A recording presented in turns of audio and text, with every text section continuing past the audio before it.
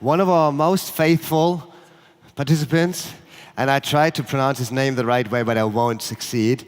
Harinjaka Ratozamanana from Madagascar.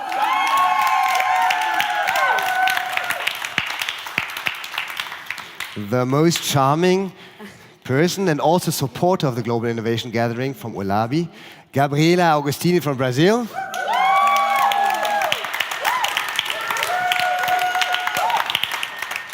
All of us would not be here without you, Tayo, from Chicago, director of AfriLabs, the umbrella organization of all the African tech hubs.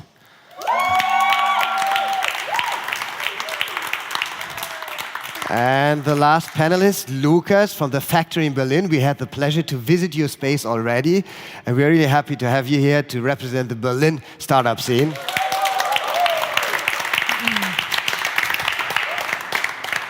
And as a charming moderator, we have Judith from the German African Business Association. Thank you. Okay.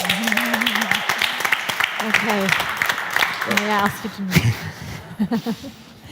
Okay, as you can see, we have not done a lot of preparation. Some of us have met before. Tayo, we have worked together. Lukas, even though we have the same roots in Berlin, we haven't met before. Welcome to all of you. I'm really looking forward to this discussion. We had a few controversies already in the back during the last panel, so I'm really looking forward to how we're going to find Europe and whether Europe is hard to get in this panel. So welcome to you all. We're going to have a very, very quick introduction round. After that already, I would welcome all of you to feel free to ask questions. We really want to have a discussion here at the almost end of the Republica and make sure that we make most of the time we have here with these 5 fabulous discussants. Tayo, one of the ladies is first. Can I ask you to start? Sure. My name is Tayo Akinyemi. I am the Executive Director of AfriLabs, which is a Pan-African network of tech innovation hubs. We currently have 40 hubs in 20 countries. And for those of you who may not be familiar, a hub is basically a physical nexus point for people and institutions that are interested in entrepreneurship and innovation. So these can be students, they can be financiers, obviously technologists, developers, and entrepreneurs. Okay, let me guess. Out of those 20 countries, 5 are in Europe. We're working on it. Okay, so is it a flat 0 so far? Okay, so we're working on that one. Next lady, please. Hi everyone, I'm Gabriela Agustini. I'm from Brazil. I'm founder of a lab makerspace, which is a space that provides tools and space like for collaboration between entrepreneurs and tech innovators who want to find solutions for the global challenge and our reality. Okay, good. Thanks a lot. Then we're working from east to west. Jay. I'm Jay Fajardo. I think this is off. Can you guys hear me? No. How about now? No. I can try to... There you go. Try again? 1, 2, 3, 4, 5, 6, 7. Why don't you do Harinjaka first? That's okay? No. Now? Maybe move your... Oh. It's not working. Okay, then we can have Harinjaka start. So Hi. this is fixed. Yes, thank you. My name is Harinjaka Ratozamanana. I'm from Madagascar, founder of Habaka Hub, technology innovation space for the community in Madagascar, and very happy to be here. Okay. I do need Lukas to finish the round, so yes, please take that mic then, Jay. One more time. I give you mine otherwise. Okay, one more time. I'm Jay Fajardo.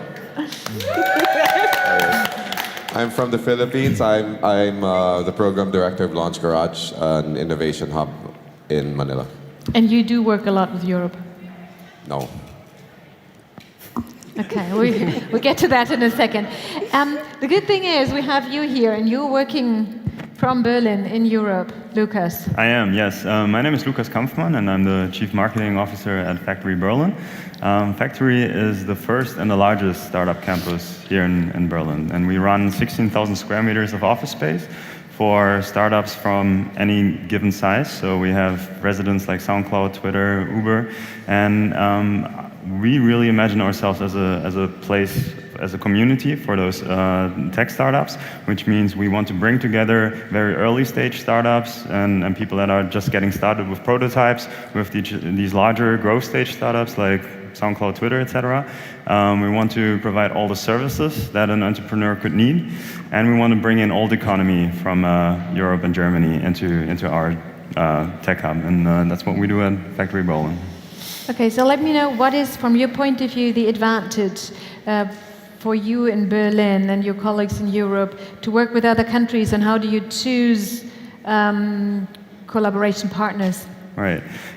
So I think in Europe we actually do have a very Eurocentric view of things. And the reason for that might be that when you look at the European Union, you have 28 different countries, you have 500 million citizens, so just Europe in itself is a huge market, but it's also a fairly homogeneous market. So you have about the same level in terms of economy, technology, education, and since we are in the European Union, it's possible to easily hire people from other countries, it's possible to travel and so on. And I think that that's the reason that a lot of the companies within Europe, they look to other European tech hubs. So when you're in Berlin, you're going to be traveling to London because in London there's more capital, or you might be traveling to Tel Aviv because Tel Aviv has very good connections to America. So the way I see it is that Europe is indeed very much centered on Europe in itself. Whether or not that's a good thing, we should discuss. You would go to the US via Tel Aviv? It's a possibility because actually a lot of the startups from Tel Aviv, they have very good connections to the US. So when you work out of Tel Aviv, you kind of tend to bypass the European market and rather go straight to New York or to San Francisco. So that's an interesting phenomenon that has to do with the immigrant community from Israel that has a lot of partners and roots in the US, of course. Okay. Tayo, as I know that you are based in the US but working with Africa, I have to ask the backwards question. Are you going to Europe via Tel Aviv? I doubt it. While I can understand why that might make sense in the former case, in the reverse case, not so much. So for example, the pathway to Europe will probably partially depend on historical relationships. We have at least 2 hubs that are currently looking into relationships with European incubators, but it's a historical relationship. So there are Francophone incubators looking for partnerships in France. Okay, so when you choose, it's more on a personal basis when you choose new countries to join your network. Well, in terms of with whom they partner, if that's the question you're asking, it's depending on what they're looking for and what the easiest entry points are. So some of these incubators already have a predilection or ideas about where they need to get resources, and so they'll follow that path. Okay. Jay, for you, is it at all, please don't say no, attractive to work with European hubs? Yeah, because of, I guess because of talent, for example. Let's say you're a startup and you're looking for development talent. Mm-hmm. There are some very good coders here and technologists. So in that aspect, yes. But it's really a stretch. The go-to really is to start locally, of course, because it's cheaper back home. Mm-hmm. We have been contacted by some European developers for jobs. Because I also run a developer company back home. We do Ruby on Rails development. Mm-hmm. But we've been receiving some companies from Eastern Europe, for example, that are looking for jobs our way that we can send to them. So it's actually a very weird, circuitous thing that's happening now. US startups outsource to our development shops back home, and then you've got European developer shops looking for jobs we're considering sending jobs over there because we're running out of talent as well. So that's a kind of a weird thing that's emerging. But with regards to who to go to, the natural tendency is to go to the United States, both historically because of the language. We're a colonial country. We were colonized by the United States. So there seems to be that kind of historical pattern. Countries, for example, in Africa colonized by France, the tendency is to funnel through there. Us, we go to the States. Sometimes we go to Singapore. That's a fairly recent development, but that's for cash. It's for funding. Okay. And also, there have been a lot of venture capital coming into Southeast Asia and Asia. But because of the different legal framework in Asia with regards to taxation, data domains, etc., a lot of the investors would ask you to fold up your company and incorporate either in the United States or some friendly jurisdiction. Okay. So that's the whole complex thing that's happening. But then is Europe lacking inspiration for you? I mean, is it any inspiration at all? Yes. Well, Berlin, for example, is actually becoming it's actually an attractive place to go to for setting up a startup because of the atmosphere. And there's a big cultural, compelling personality to it. However, vis-a-vis the UK, London, I think it's expensive in London, right? So it doesn't make any economic sense. And however, Berlin, I understand, is starting to become a little expensive as well. So, then it becomes less and less attractive. Okay, I think so far we're still dead cheap compared to London or Paris. But I get your point, yes. Harinjaka, I guess most of the people here know your story or part of your story of how not to travel to Europe. And while Lukas said that where we are traveling or where the Germans and the Europeans are all traveling to, is this still existing and not just for developers and innovation, existing barrier on the visa policy, for example, so that physical exchange is not possible. Is that still a barrier for you to say, I feel welcome in Europe, I think this is the place to go to? Yes, I think it's still a barrier, and we have that in the door of Europe every day. Not for me no more, luckily, because I have the German parliament who's taking care of my case. But the thing is, it's really hard to come to Europe as an African. You are skilled, not skilled. The thing is, they are very hard on the visa process, and there is no point as a developer or as a techie to travel, like working here, because we can do all in digital way online. Expect for the conference, for example, then we can you have to travel a little bit, but for work, I think we can do it from our country more and more. Yes, I also thought that you are doing everything just on the virtual basis. So I was very happy when Tayo said that it's still personal networks, personal meetings on how you decide on developing and expanding your network. So it still is important to travel and to meet people like here in this meeting, and it's great that everybody takes up the effort to come here at the end of the day. But besides the traveling problems, what is the attraction, if at all, for you to come to Europe on the working level? Yes, attraction is the network and the learning, because this environment, you don't have it yet in Madagascar, for example, and we learn because we are going to build like the equivalence or the same ecosystem as well, in our country, and then we think that Europe have advanced in terms of co-working space or all kind of ecosystem for startups. So that is the interest of coming here. But at the end, we are going to try to compete as a country as well in this ecosystem field. Okay. And when you're working in Madagascar, do you have like close exchange with any? Well, I can't really say neighboring countries, but more or less neighboring countries. Are you working together with anybody there where you say, well, we might have similar issues, similar topics, or are you sort of focused on Madagascar and your group there? Yes, we are working with mostly with the continent in Africa.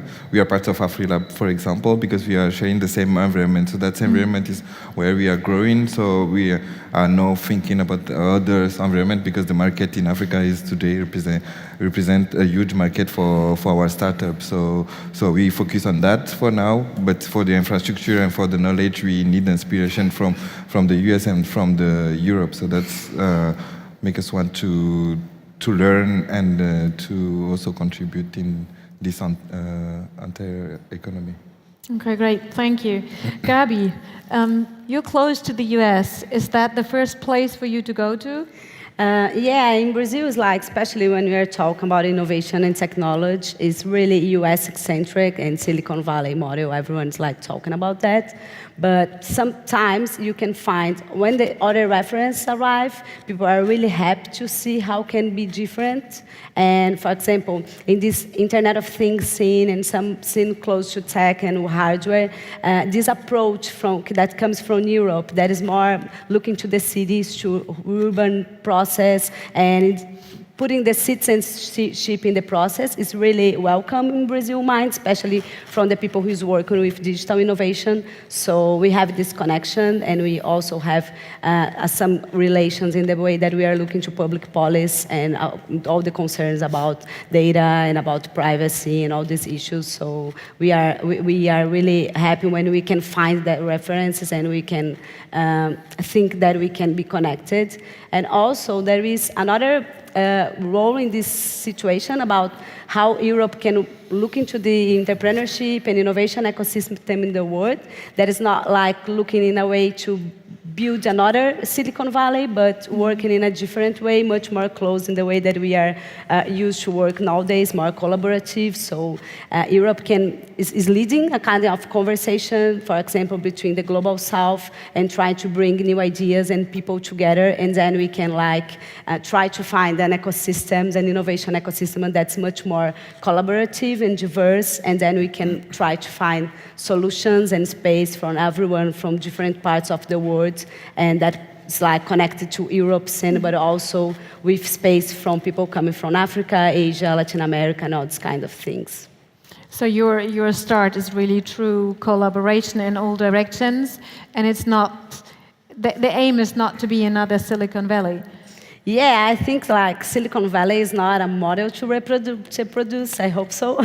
And it's like if we can start to tell our own histories, and if we can start to have more space from the ideas and innovators that are coming from all around the world, and we probably can see some problems solving problems that is really important and that are really struggling the society nowadays, and then we can have space to replicate and scale these solutions, and maybe we can have a better ecosystem and a more equal society, Okay.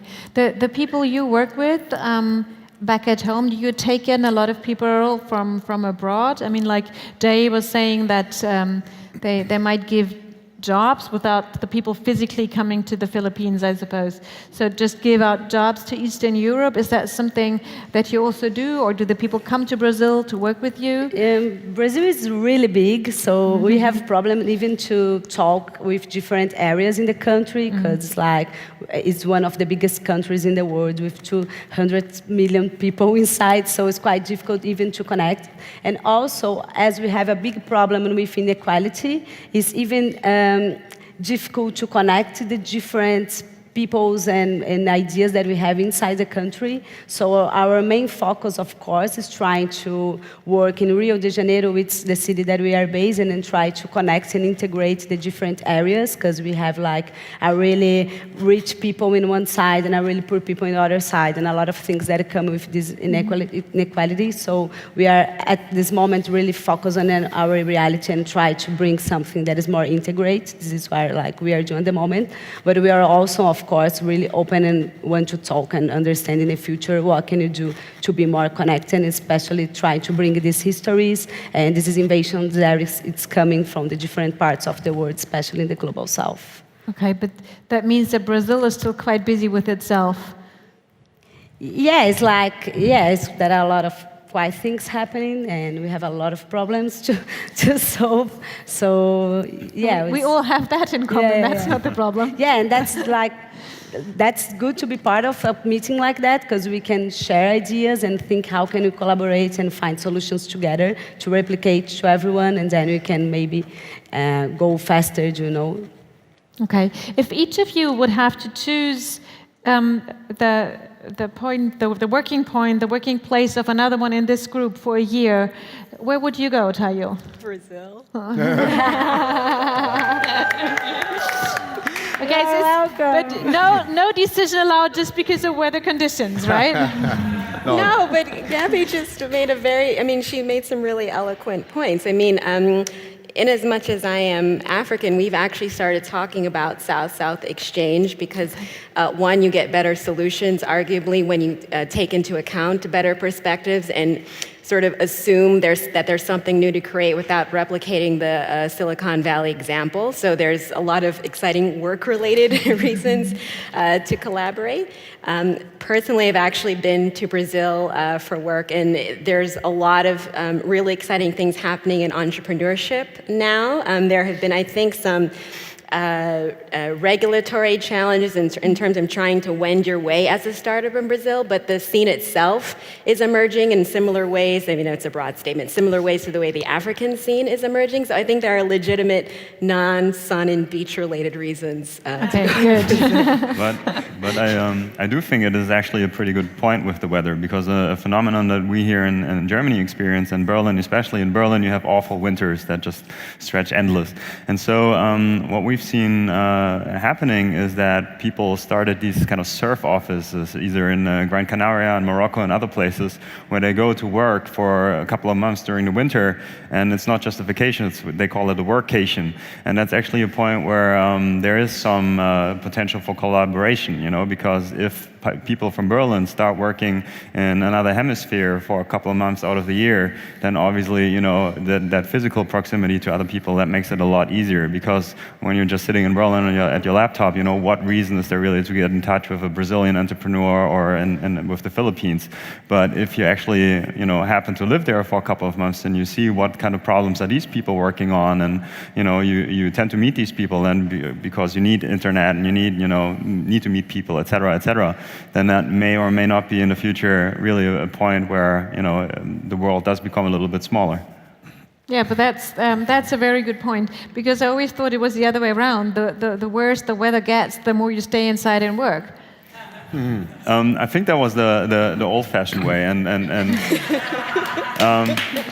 really thinking about it, I mean, this is a phenomenon that was not possible 10 years ago. Like right now, it's possible to, you know, here in Berlin, hop on an airplane.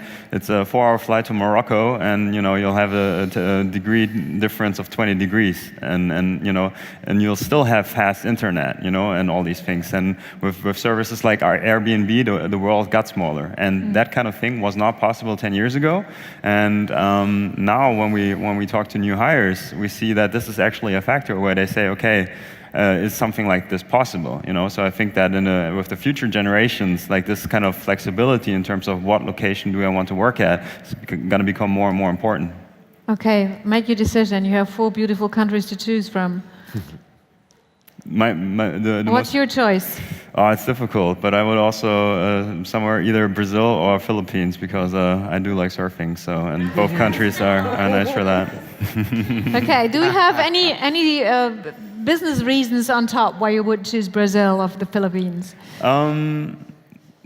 I do know what I heard about the Philippines is that a lot of American companies outsource content production to the Philippines, and that's a very interesting concept to think about it that way. And I would be very much interested to learn more about that because I would imagine that there must be some kind of cultural divide that makes it difficult, and yet somehow it does work. So.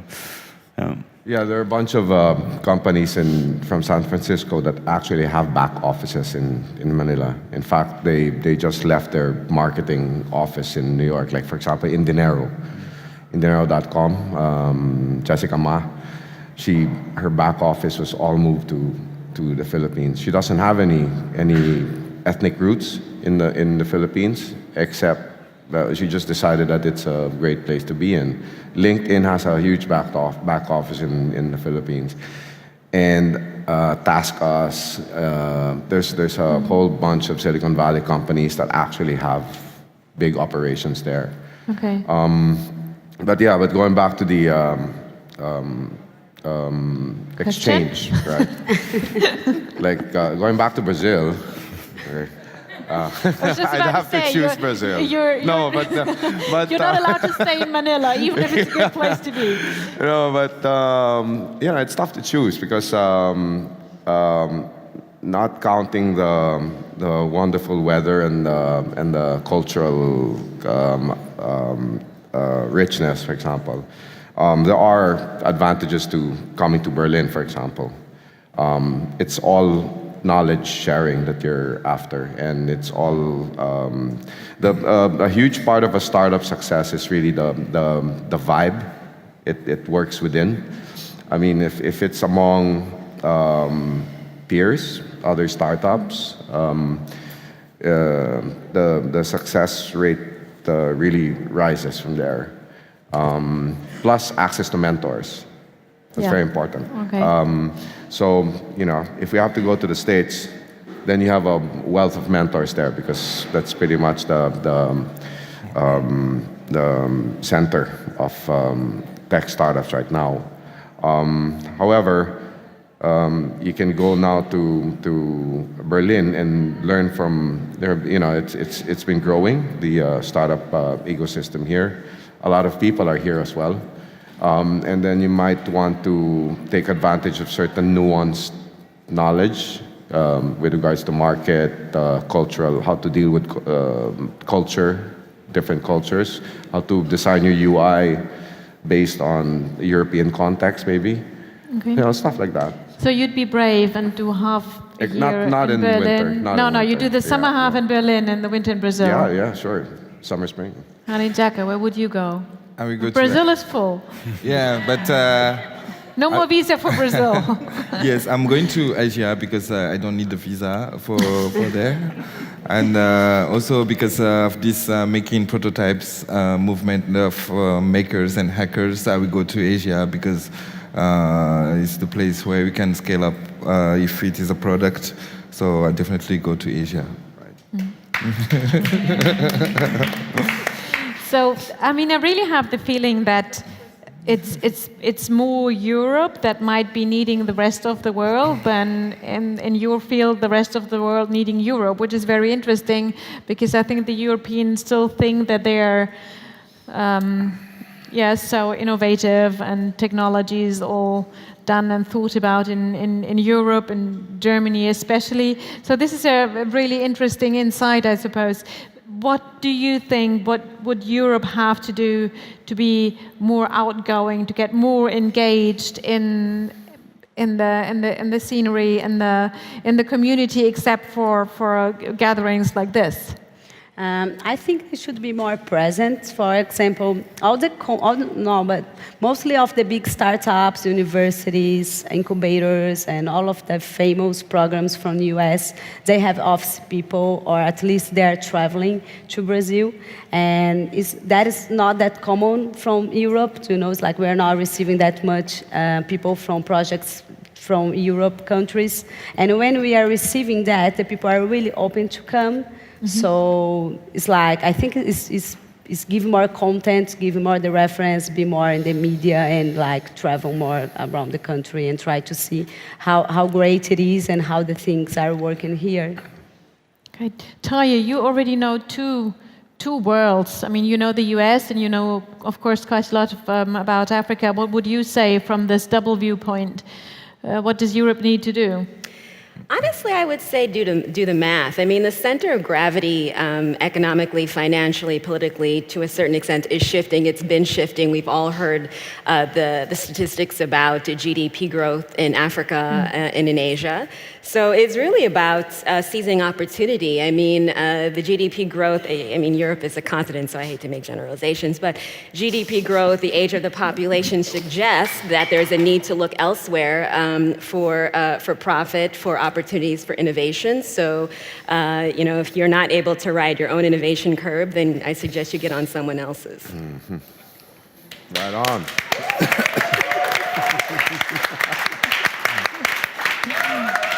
Okay, we let that sink in for a second, and I'll stay. You know, it's not just Europe that's looking for attention with regards to tech startups. I've seen a lot of jurisdictions establish incentive programs for startups to actually move to their, let's say, Canada, for example. Canada actually has an active startup migration program.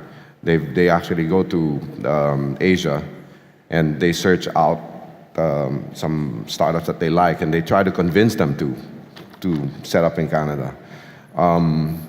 That might be a good process to try, but it's to me it sort of looks very desperate.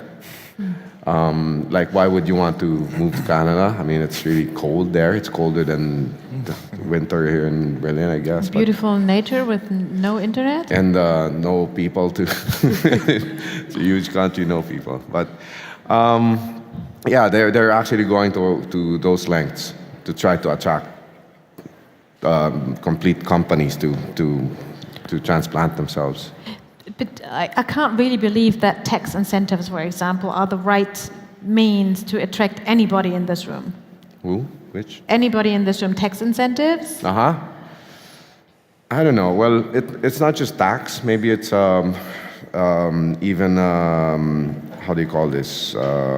Immigration policies, benefits. Yeah, okay.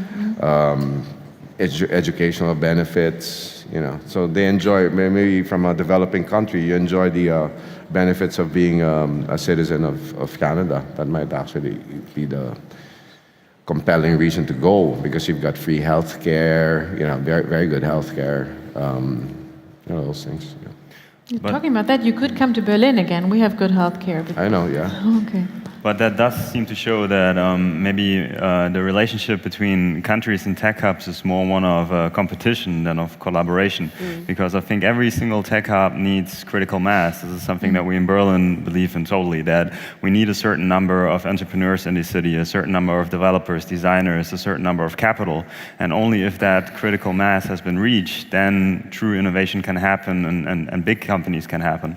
And this is something that Berlin has been looking for the past 10 years. All the time the Berlin ecosystem has been existing.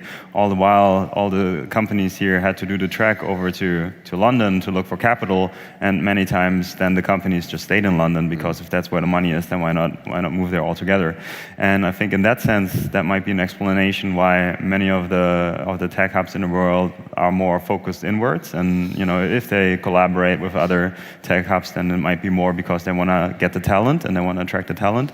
And that's also why maybe it might be healthier to focus just on a couple of tech hubs per continent, so to speak, so not to spread the talent thin. But I don't know how your experiences in Africa with decentralization versus like real hubs forming which attract the talents from all over the continent.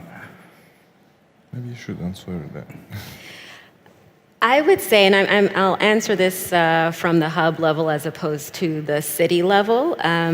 What we tend to see is that at the beginning there are there's a clustering of activity that's it's broad instead of deep.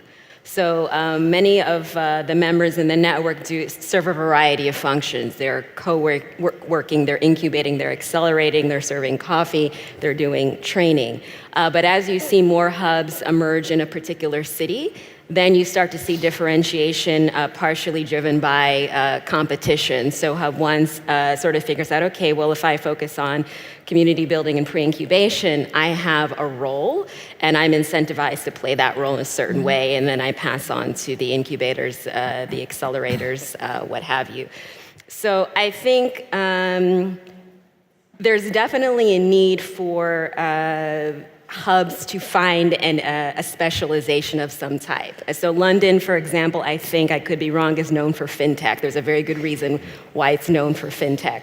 Other areas are probably known for e-commerce. I think there's a competitive advantage in figuring out what you're good at and doing that. I mean, obviously, when you're talking about distribution of resources, you can't have a fragmented ecosystem. So if someone has to leave Copenhagen to go to London to get money, then there's a problem, and I think that's where the clustering needs to come in. But in terms of how your startups are going to compete, I think differentiation is really important.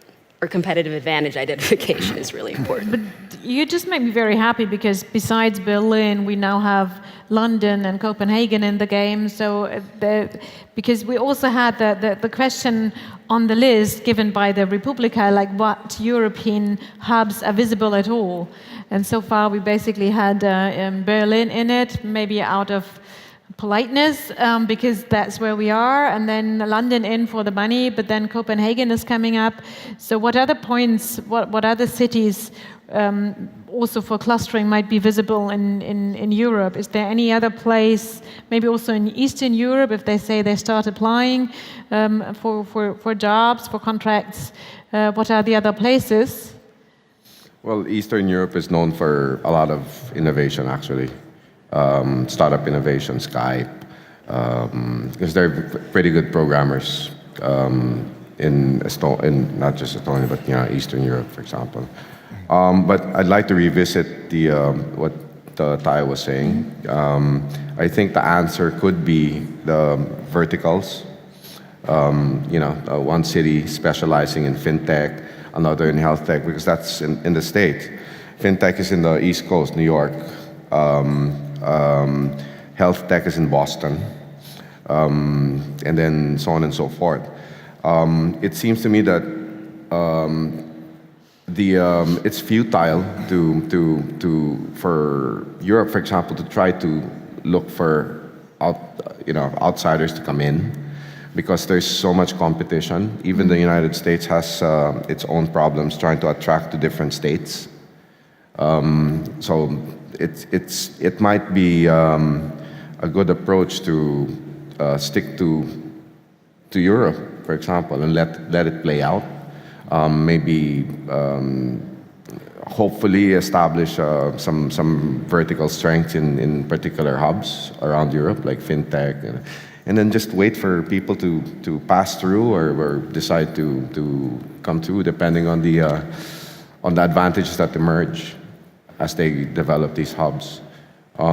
Because, for example, China, Asia, is pretty good for hardware, because that's where you send your prototypes, and that's where you end up mass producing. A good example would be Spark project. They really housed themselves in China. In fact, they went there, and they sought out all these different places to prototype their product, and that's where they're at now. I have one last chance. Harinjaka, you haven't said yet what you think what Europe needs to do in order to become more attractive and more engaged in the international level. I think for us, as for now, Europe is well known for the education, because you have a good system of education that we are not necessarily having in Madagascar. And I'm talking like, for example, young student from Madagascar going to France So now we are in a process that this brain drain, we want to catch up with them using our hub to like tackle competitions or something like that, because the brain are outside the country and they are in Europe because of the system of education which is free, which is really high level education. So that's what could interest me in Europe, for example, for now, because there is no job. Most of the young people from our country we know stay here for this job problem in Europe. Yeah. Okay, but that of course means that it's attractive to come here, learn a lot, and then make sure that you leave. I mean, you come here for the studies, but then take all the knowledge and everything that you developed back home, which is probably interesting for you and your home country, but probably not what the free education system in Europe wants. Yes, but we could use that to exchange this knowledge. We don't necessarily have to come here, and you try to figure out a kind of solution that we can taking advantage of this together as a continent or as a country. So I mean, you're a good example of that. You also studied in France, so in Europe, and then you also have a very close a network in France still, or you're keeping that up? Yes, I still have this relationship there, but I have never think I'm going to work there because the chômage is so high there, and in Madagascar there is a lot of opportunity. I mean, every problem you are solving there is for an entrepreneur is an opportunity to do business, something that we know gonna happen in France, for example. So as an entrepreneur, we better go and also solving those problems. Coming back to the main question of this panel, which is Europe playing hard to get, I have the feeling we have to rewrite that a little. It's tending, I'm working on that, but it's tending into Europe who wants it. Anyway. Who doesn't? Who doesn't? Thank you for that. I was going to ask what the title was. Again, to be reminded, because I was about to ask, what does Europe want from us? Thank you, because that's exactly the question that I had not. Is it companies? Yeah. Is it, That's exactly the question I wanted to have for Lukas now. Plus, if you have any questions in the audience, okay, then we give him a chance to think about it, what we want from Europe, and then we start with Mr. Yes in white. Good afternoon. Please say your name and where you're from. Yes, I'm Ricardo, I'm from Brazil, and you are very welcome. There's really just one thing, I think taxes is nice as well. I come from a city that changed from the fourth worst city in the world to one of the best now, because we had exemption of taxes for technical industries. So in 15 years now, we have the biggest market in technology in Brazil, that's Recife. And it happened because of these tax things. But it's not about that. It's a little bit more complicated. Sorry, before we get into the really complicated things, because we only have like 9 minutes left. So what's your question? Yes, please. It's obvious that there is a very big problem in immigration issues in Europe as a whole, and a very big problem in the right-wing wave from the next 5 years, maybe. So, is Europe prepared to have leaders from other countries? Is Europe prepared to have some Brazilian or some Madagascar people leading a company, leading policies, leading health?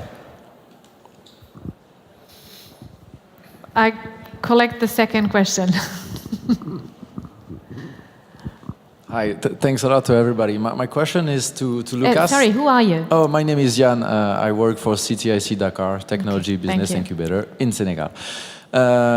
Lukas, is there any way we can talk more to European companies so that they don't look every time at the US and try to really position themselves more in a partnership model with emerging markets? I'm thinking about Rocket Internet, that is a huge company based here that's colonizing entirely the e-commerce scene in Africa, and we can do it definitely better. But do you think we have to talk of your company or to your company, to your startups, about those kind of model and try to build sustainable partnership with local tech hubs? Instead of having all this company going to the US, pouring tons of VC money over there to fail. What's your take on that? Okay, let me just come back to your question. I'm not trying to get that. I have the feeling I need to answer that a little myself.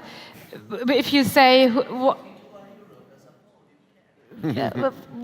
I'm just thinking about leaders of German companies I can at least think of that are not German. And we do have quite a few.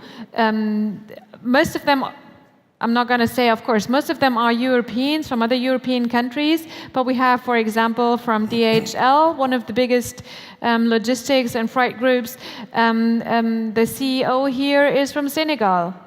So, and if I dig a little further, there will be more, but of course you're very right, it is still very little. People from abroad that sort of lead the companies, that take the seat of a CEO. But I think while we're still struggling to have women in the CEO seat, no matter what color they have, the visa topic on top will still be an issue. But maybe you can talk to my colleague later on, because he will have some more ideas, Moritz, of foreigners leading German or other European companies. So I'm not forgetting about your question. But now, Lukas has the floor to answer your question and to answer my question. Right. So your first question was, what is Europe looking for in these other tech hubs, other countries, right? I think it's like everything else will be a lie, but every tech hub in the world is looking for talents and doesn't really necessarily care where those talents are from, as long as they have skills, they have ideas, they have drive. You want those people. And with talents, I don't just mean individuals, but also mean whole companies coming and working on something. And obviously, every tech hub in every continent tries to position themselves to attract those people, maybe through incentives, maybe through offering verticals, etc. But beyond that, I think it's also important to realize we can't have 10 Silicon Valleys in the world. That doesn't make sense. But every continent has very unique problems that they're working on. And I think it makes sense for the people that grew up with these problems and have those insights and know how to tackle them to also do that in their continent. So I don't think there's necessarily a need for everything to be interconnected and everybody working on everything else. But I do think it's necessary for exchange to take place, because some of these ideas, they're revolutionary enough for the rest of the world. And then it's important to have some insight, some connection to people that know how the market works. So I think Europe is then looking for, on the one hand, obviously talent as everybody else, but I think more importantly is going to be a dialogue. And Europe is very self-centered for various reasons, some of them good, some of them bad. But I think if we can improve that dialogue in the future, then this can be a two-way street, where not only Europe is taking the talent or shoving products over to the new territories, but they're hopefully can be an exchange with best practices, with technologies, with how do you approach things, how do you share your experience. So I would say it's a lie not to talk about talents and brain drain and all that, but at the end of the day, I think the hope for everyone is that there's just meaningful dialogue, which doesn't necessarily mean taking and giving physical things in that regard, but really just an exchange and shared knowledge.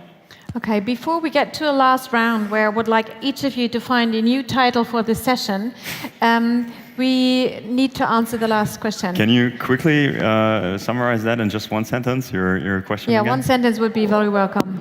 Yeah, how can you talk to your companies in Berlin so that you build more relevant partnerships with tech hubs to build worldwide companies in Africa or an emerging market, instead of pushing them going to the US?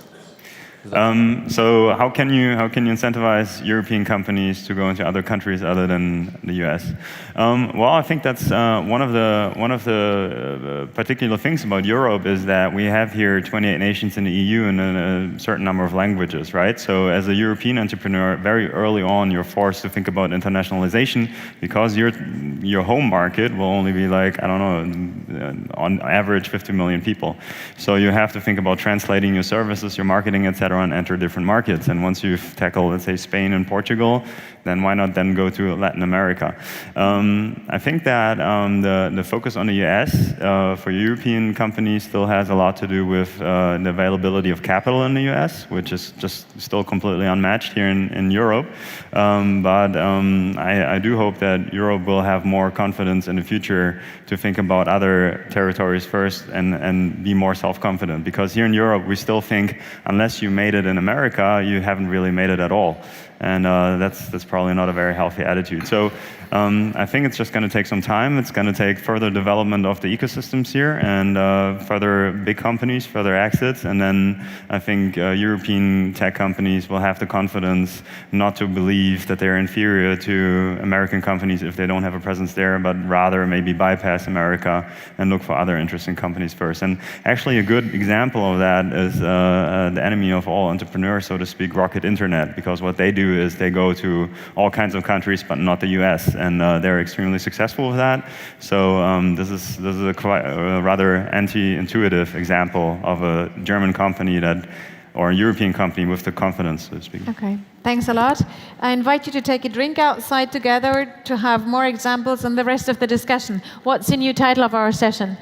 A new title, Understanding Europe. Understanding Europe. Okay, I take that one. Thank you. Tayo, what and why? I would say something like Europe looking outward for inspiration, innovation, and opportunities for growth. Maybe you should truncate that a little bit. Afterwards, we also meet for a drink and shorten that out. But the idea is clear. Thank you. Jay. How can Europe become more relevant in the global tech ecosystem, startup ecosystem? Okay. I would say something like bringing diversity to the center of the process and innovation. Something smaller than that, but with this idea. Sorry, try it. Bringing the diversity for the center of innovation, like in the process of innovation. Okay. A lot better from my point of view. Lukas. I would say Europe finding its place in the world. Okay. Yeah, that's going in that way. I was thinking we had this very famous study on Africa, Lions on the Move, and maybe we can have Europe on the move. And while we're moving out of this room for now and closing this session, and I hope there will be a lot of more discussions afterwards. Thank you very much to all of you for joining, and thank you for listening.